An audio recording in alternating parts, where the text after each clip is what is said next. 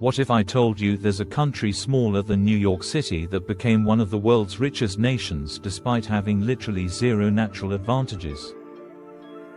No oil, no minerals, no fresh water, no farmable land, just 280 square miles of tropical swampland that most geographers would call uninhabitable.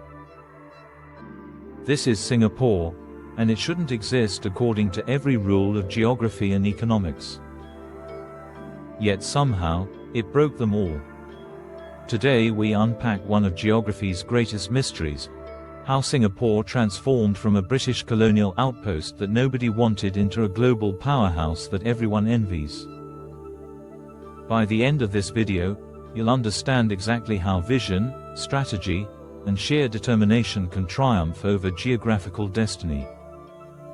But first, let's understand just how impossible Singapore's success story really is. Picture this: you're tasked with building a successful nation, and you're given a tiny island at the tip of Malaysia. It's 1965, and you've just been kicked out of the Malaysian Federation.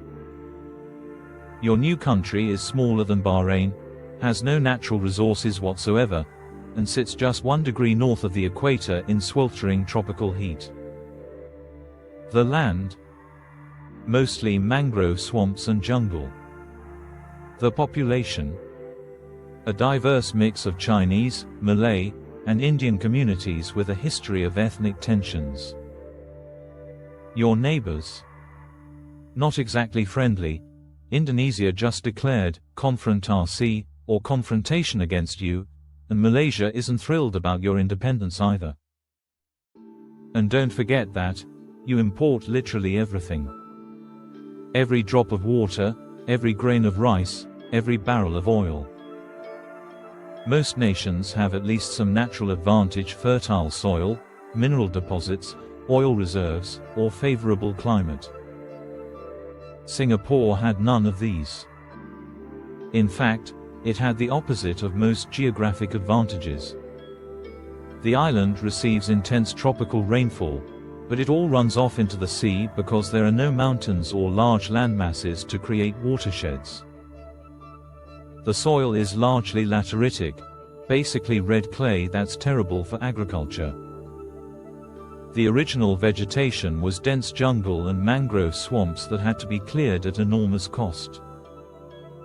Enter Lee Kuan Yew, Singapore's founding Prime Minister, who looked at this geographical nightmare and saw opportunity. While other leaders might have despaired, Lee had a radical insight: if Singapore couldn't rely on natural advantages, it would create artificial ones. His first masterstroke was recognizing Singapore's one genuine geographic asset: its location.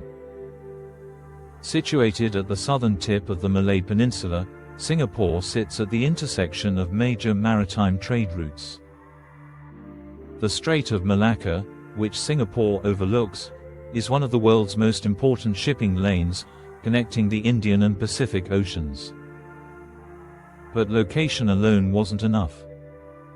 Thousands of ports sit on important waterways without becoming wealthy.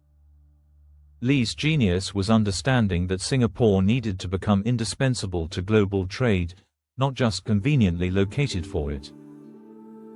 The government's strategy was revolutionary. Instead of trying to compete with larger neighbors on their terms, Singapore would create entirely new terms of competition. They would build the world's most efficient port, the most business-friendly regulations, and the most skilled workforce in Southeast Asia. Let's talk about Singapore's most famous geographical challenge: water.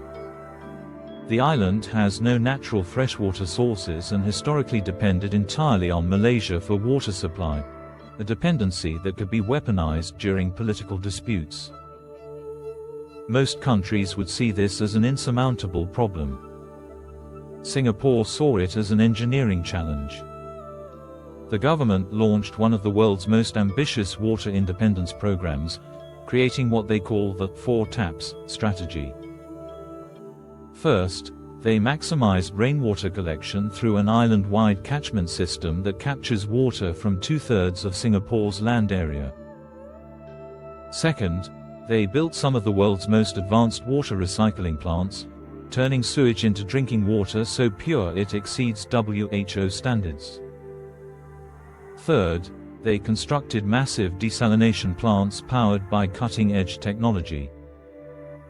Fourth, they negotiated long-term water agreements with Malaysia while working toward complete independence. Before we continue with Singapore's incredible transformation, I want to hear from you. What other countries do you think succeeded despite geographical disadvantages? Drop your thoughts in the comments below, and don't forget to hit that subscribe button if you're enjoying this deep dive into how geography shapes our world. Here's where Singapore's story gets truly mind-bending. They literally created more country.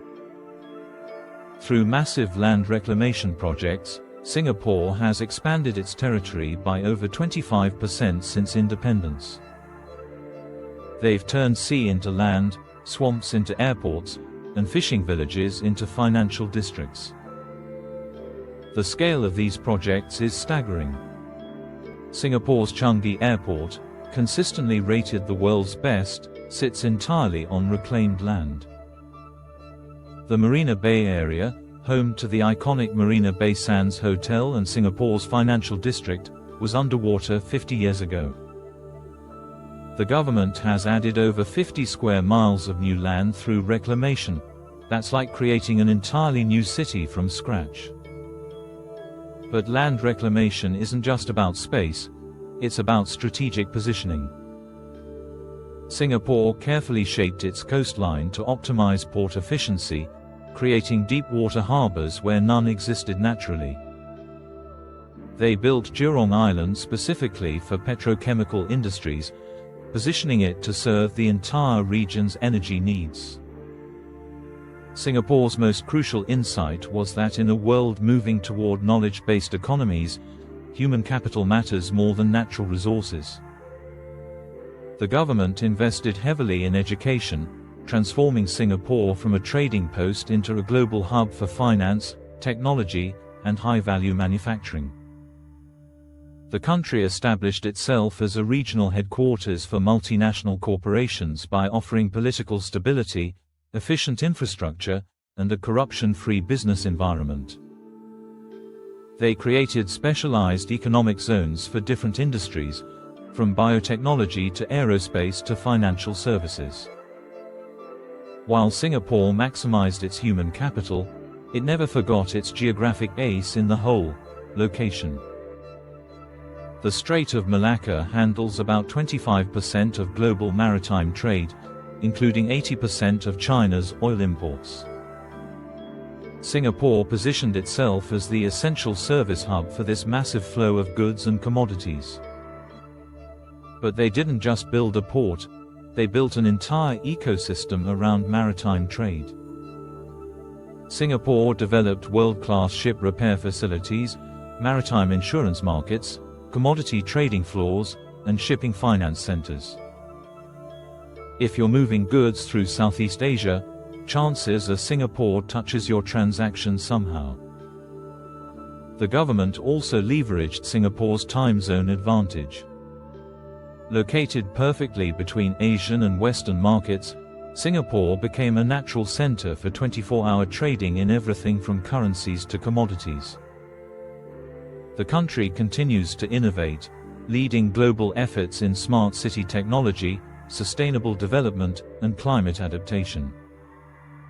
Singapore is literally growing food in vertical farms and planning to be carbon neutral despite having no renewable energy resources. Other small nations study the Singapore model, but replication proves difficult. Singapore's success required not just good policies but exceptional leadership, favorable historical timing, and yes, that crucial strategic location. Singapore's story reminds us that human ingenuity can triumph over geographical constraints, but it requires vision, dedication, and often a bit of luck. From swampland to global city-state in just 60 years, it's a transformation that continues to inspire and confound geographers worldwide. What do you think? Could Singapore's model work anywhere else? Or was it a perfect storm of circumstances that can never be replicated? Share your thoughts in the comments, and if you found this analysis fascinating, you'll love our upcoming videos on other geographic anomalies. Hit that notification bell so you don't miss them, and remember, geography shapes our world, but it doesn't have to define our limits. Thanks for watching.